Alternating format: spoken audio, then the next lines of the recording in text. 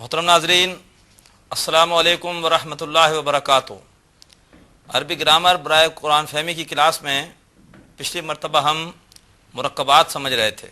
हमने समझा कि दो या ज़्यादा अस्मा का मजमुआ मुरक्कब कहलाता है। फिर मुरक्कब की भी दो किस्में हैं, एक है मुरक्कब ताम और एक है मुरक्कब नाकिस।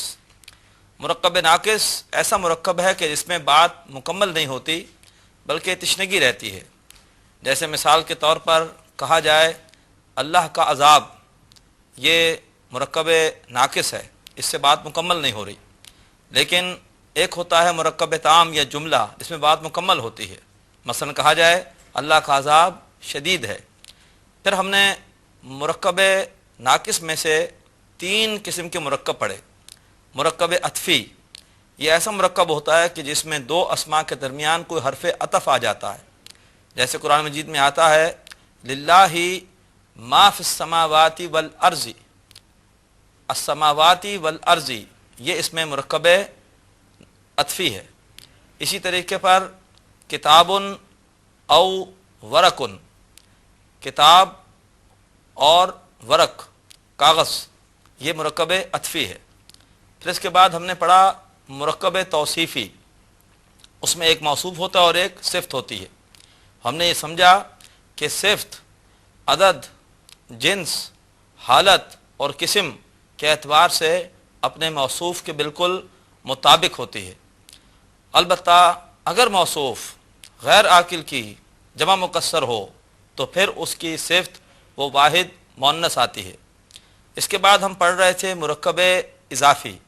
मुरक्कब इज़ाफ़ी वो होता है जिसमें एक इस्म को दूसरे इस्म के साथ निस्बत दी जाती है। जिस इस्म के साथ निस्बत दी जाती है उसे मुज़ाफ़ इलैह, और जिस इस्म को निस्बत दी जाती है उसे मुज़ाफ़ कहते हैं।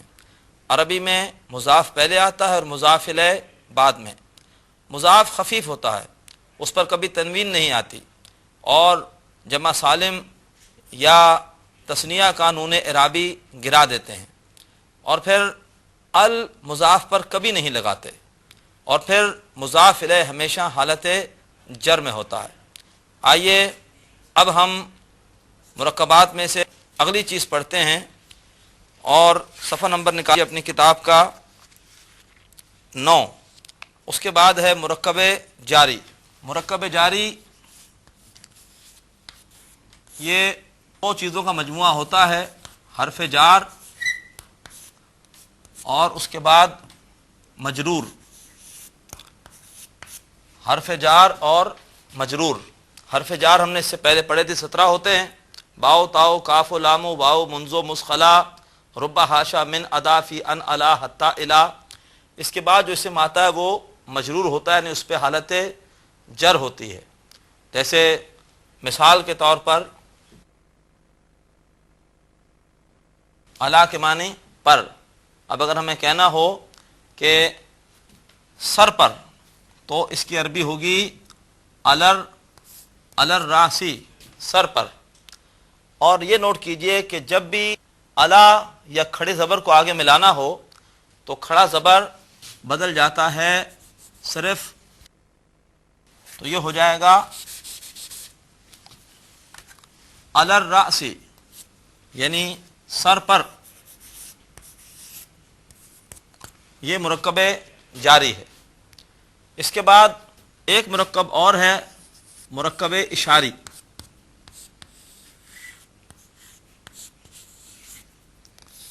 मुरक्कब इशारी में भी दो चीज़ें होती हैं, एक होता है इसमें इशारा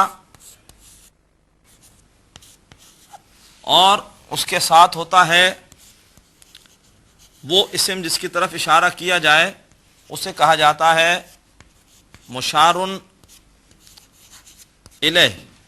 मुशारुन इलैह। जैसे मिसाल के तौर पर कुरान मजीद के बिल्कुल शुरू में आता है ज़ालिकल किताबु, ज़ालिकल किताबु, इसका मतलब होगा वो किताब। ज़ालिका इसमें इशारा है और अल किताबु ये मुशारुन इलैह है। मुरक्कब इशारी के बारे में जो क़वाइद हैं वो क्या हैं कि नंबर 1, ये जो मुशारुन इलैह है اس پر ہمیشہ ال آئے گا، یہ ہمیشہ اس کے ساتھ ال ہوتا ہے، نمبر ایک۔ نمبر دو، اشارہ مشار الیہ کے مطابق ہوتا ہے، اگر یہ واحد تو یہ بھی واحد، یہ جمع تو یہ بھی جمع، یہ تثنیہ تو یہ بھی تثنیہ، یہ مذکر تو یہ بھی مذکر، یہ مؤنث تو یہ بھی مؤنث۔ اسی طریقے پر جو ایک استثناء ہمیشہ ہوتا ہے، وہ اس سے پہلے مرکب توصیف میں بھی پڑھا کہ اگر مشار الیہ غیر عاقل کی جمع مکسر ہو تو پھر اشارہ واحد مؤنث کا آتا ہے۔ مثال کے طور پر اگر یہ کہنا ہو کہ یہ سب کتابیں، یہ سب کتابیں، اب دیکھیے کتاب کی جمع ہوتی ہے کتب، اور کتب غیر عاقل کی جمع مکسر ہے، تو اس کے لیے ہم لکھیں گے واحد مؤنث کا اشارہ لگائیں گے، ہاذہی، ہاذہل، ہاذہل کتب۔ اب نوٹ کیجئے کہ یہاں پر کتب پر ایک تو ال ہے، یہ مرکب اشاری کا پہلا قاعدہ ہے کہ مشار الیہ پر ال ہوتا ہے، اور چونکہ یہ غیر عاقل کی جمع مکسر ہے لہذا اس کا اشارہ واحد مؤنث آیا ہے۔ غیر عاقل بتایا تھا آپ کو کہ انسان، جنات اور فرشتوں کے علاوہ تمام مخلوقات غیر عاقل ہیں۔ یہاں بھی نوٹ کیجئے کہ جس طرح اس سے پہلے بتایا گیا تھا کہ ویسے یہاں پہ کھڑا زبر ہوتا ہے الا، ملانے کے لیے زبر آ جاتا ہے، یہ کھڑا زیر ہے، جب بھی ملائیں گے تو ملانے کے لیے کھڑی زیر بھی زیر میں تبدیل ہو جاتی ہے، تو یہ ہو جائے گا ہاذہل کتب، ہاذہل کتب، یہ کتابیں۔ بہرحال یہاں پہ ہم نے صرف ایک تعارف حاصل کر لیا ہے ان مرکبات ناقص کا، مزید انشاءاللہ ہم ان کو اس وقت سمجھیں گے جب کہ ہم قرآن مجید کا ترجمہ کر رہے ہوں گے۔ اب اس کے بعد آئیے ہم سمجھتے ہیں مرکب کی دوسری بڑی قسم یعنی مرکب تام کو۔ اب تک ہم نے جتنے مرکبات پڑھے یہ مرکبات ناقص تھے، اب آئیے مرکب تام۔ مرکب تام جملہ، اس کی صرف دو ہی قسمیں ہیں، ایک ہے جملہ فعلیہ،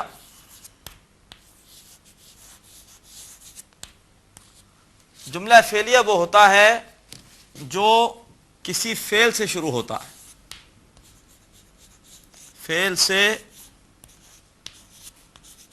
شروع ہوتا ہے،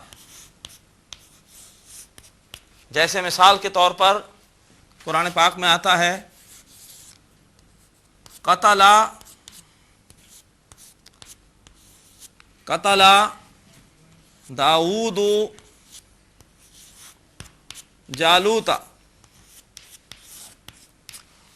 قتل کیا داؤد علیہ السلام نے جالوت کو، تو یہ جملہ اسمیہ ہے، کیوں؟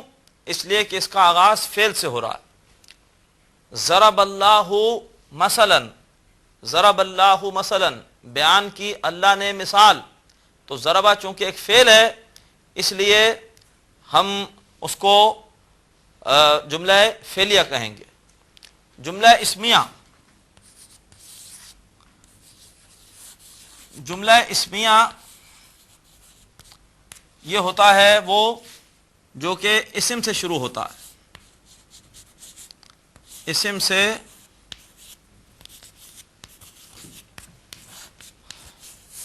شروع ہوتا ہے، جیسے قرآن پاک میں آتا ہے اللہ خالق،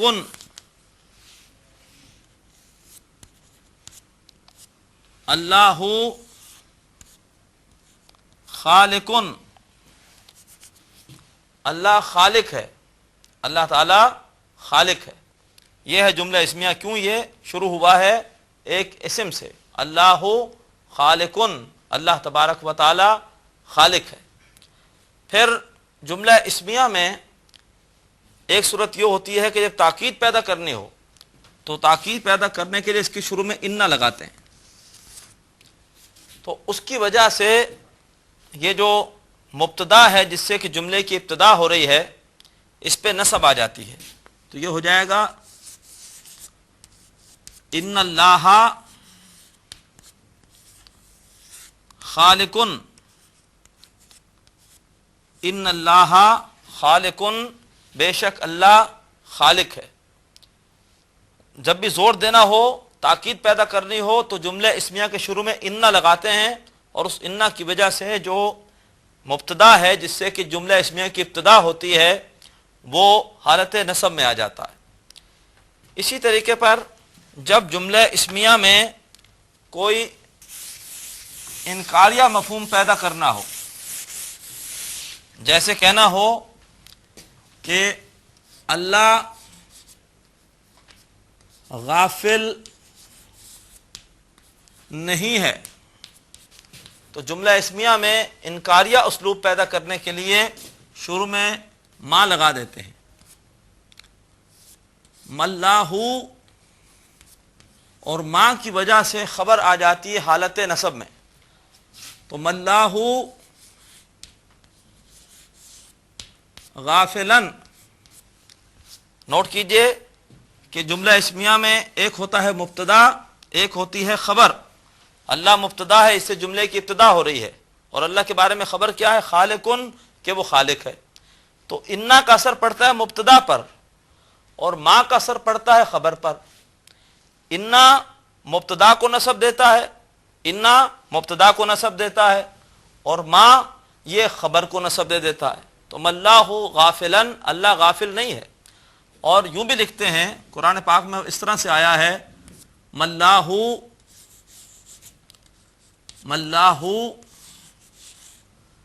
بغافل، خبر کے ساتھ حرف جار با لگا دیا تو اس کی وجہ سے خبر مجرور ہو گئی۔ مَاللَّهُ بغافل، اللہ غافل نہیں ہے۔ بعض اوقات ماں کے بجائے لیسا لگا دیا جاتا ہے، اس کا مفہوم بھی بالکل یہی ہے۔ لیسا، لیسا کا مطلب بھی یہی ہوتا ہے نہیں۔ لیسا، لیس اللہ غافلا، یا لیس اللہ بغافل، اللہ غافل نہیں ہے۔ یہاں پہ نوٹ کیجئے جملہ اسمیہ کے بارے میں بتایا کہ ایک ہوتا ہے مبتدا اور ایک ہوتی ہے خبر۔ خبر بھی ہمیشہ مبتدا کے مطابق ہوتی ہے۔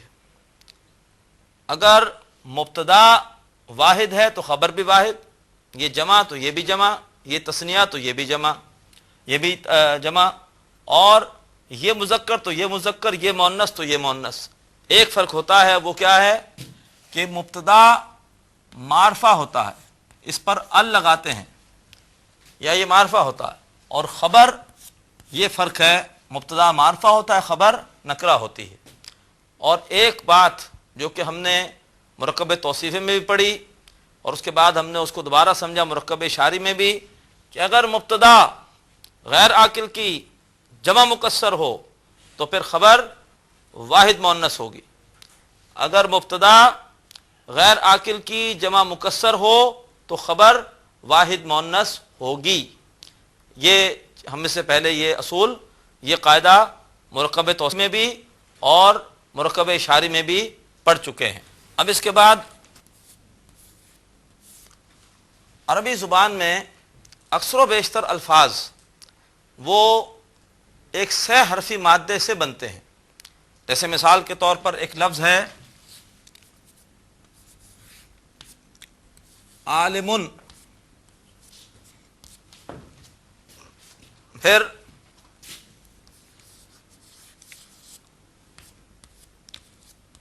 معلومن، پھر معلمن، پھر متعلمن۔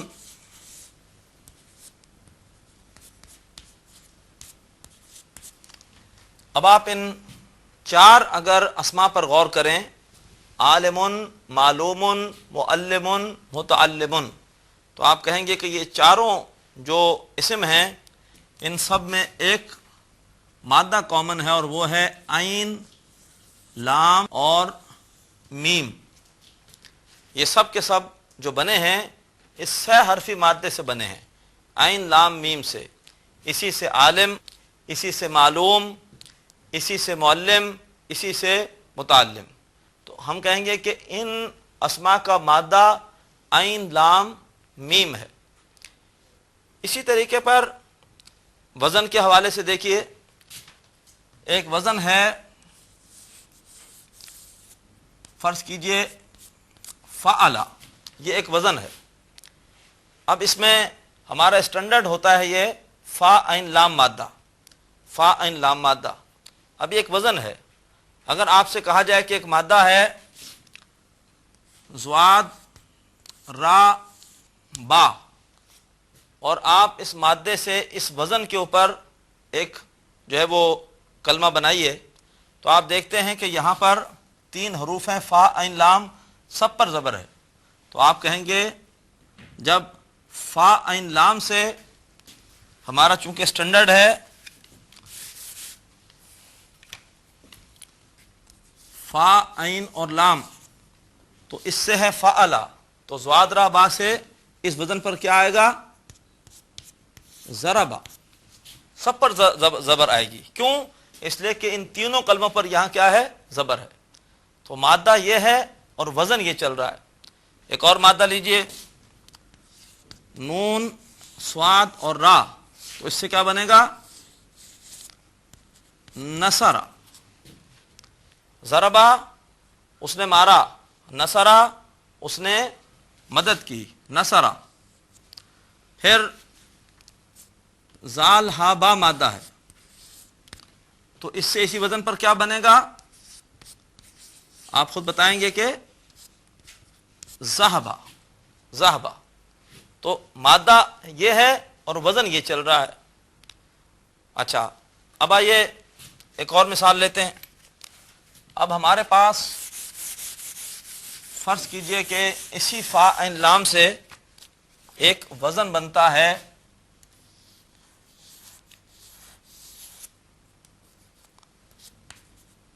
یفعلو، یفعلو. اب یہاں پہ آپ نوٹ کیجئے کہ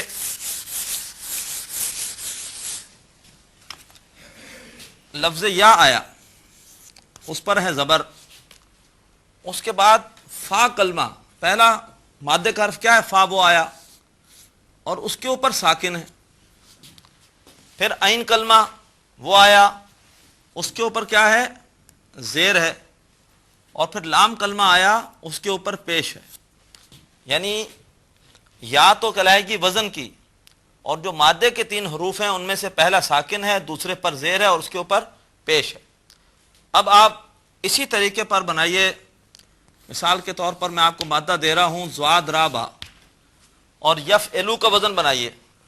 اب آپ کہیں گے کہ یا تو ایسی کیسی آ جائے گی، اور فا کلمے کی جگہ یہاں پر ضاد ہے، وہاں پہلا حرف فا ہے، یہاں ضاد ہے، تو یہ ہو جائے گا یز، اس لیے کہ اس پر ساکن ہے. دوسرے پر یہاں زیر ہے، دوسرے کلمے پر یہاں زیر ہے، تو ہم بھی را پر زیر دیں گے، یز ری.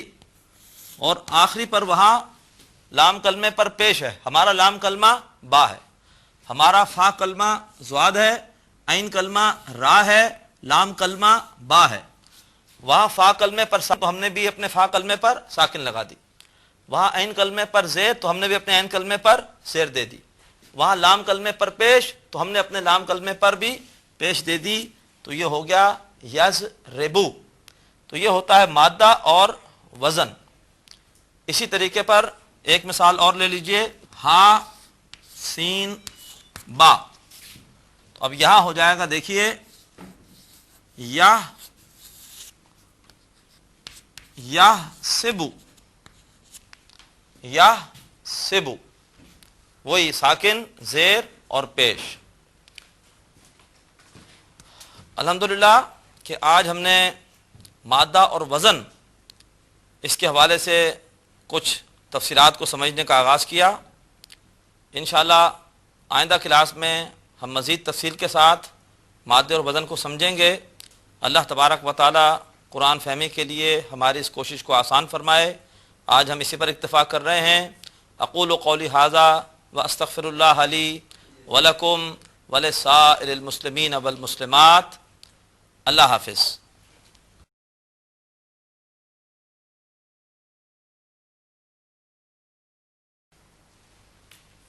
ناظرین، ابھی آپ نے پروگرام عربی گرامر برائے قرآن فہمی کا لیکچر نمبر 6 ملاحظہ فرمایا. اب آپ کے سامنے اس لیکچر سے متعلق سوالات پیش کیے جا رہے ہیں. ان سوالات کے صحیح جواب دینے والے ناظرین کو کیو ٹی وی کی جانب سے کورس کے اختتام پر سرٹیفکیٹس دیے جائیں گے. سوالات یہ ہیں. سوال نمبر 1، مرکب اشاری دراصل ڈیش ہے. اے مرکب تام، بی مرکب ناقص، سی جملہ فعلیہ. سوال نمبر 2، جملہ اسمیہ کے شروع میں ما لگانے سے یہ ڈیش ہو جاتا ہے. اے تاکیدیہ، بی نافیہ، سی مکمل. سوال نمبر 3، عربی زبان میں ایک مادہ سے کئی ڈیش بنائے جا سکتے ہیں. اے اوزان، بی مرکبات، سی جملے. سوال نمبر 4، تنکیرن کا مادہ ہے ڈیش. اے کاف یہ را، بی تا نون کاف، سی نون کاف را.